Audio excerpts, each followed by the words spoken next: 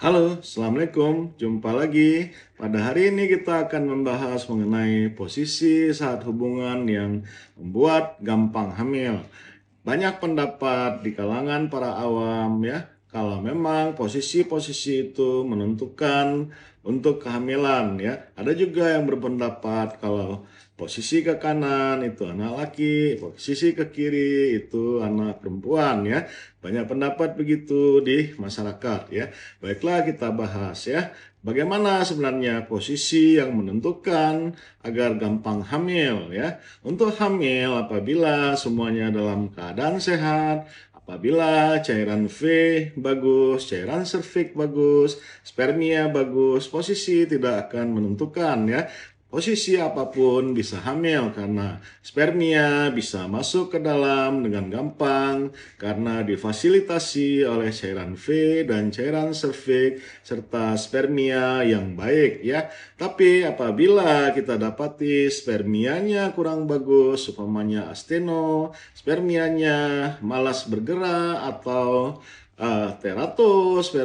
spermianya banyak yang cacat ya, atau azu memang tidak bisa hamil ya. Tapi kalau oligo itu sedikit juga susah ya. Kemudian kalau oligo astenoterato juga perlu posisi yang baik ya. Pada asteno yang geraknya kurang dan oligo itu memang posisi sangat bisa jadi menentukan ya. Seumpamanya posisi rahim itu hiperantifleksi atau rahimnya menghadap ke atas ya. Sebaiknya saat berhubungan itu posisi membelakangi atau ya biasa disebut doggy style ya. Setelah si bapak mengeluarkan cairannya, baiknya tidak berubah posisi selama 15 menit, kemudian telentang 15 menit ya. Setelah itu baru bangun untuk mencuci ya. Pada posisi-posisi yang retro itu pada keadaan oligo dan asteno dan pada keadaan cairan V dan cairan serviksnya kurang itu lebih bagus.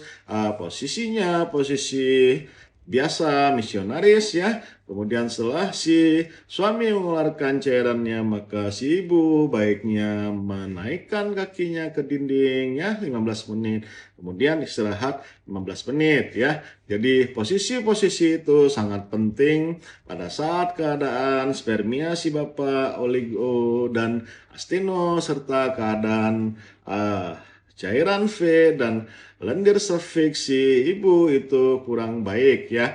Jadi kalau memang semuanya keadaan bagus ya, tidak terlalu oligo, tidak terlalu asteno dan cairan V serta cairan serviksnya lumayan ya, posisi bagaimanapun itu bisa menghamili ya.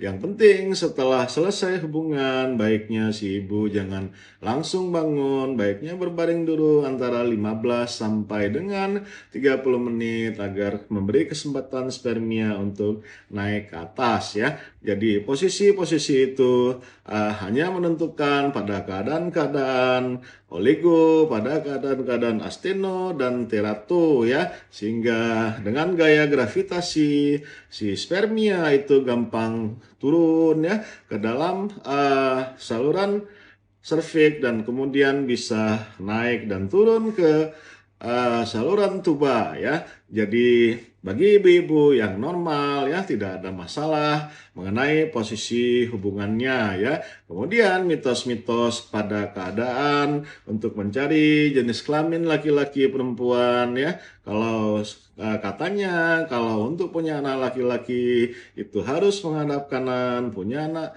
perempuan harus menghadap kiri, itu hanya mitos belaka ya.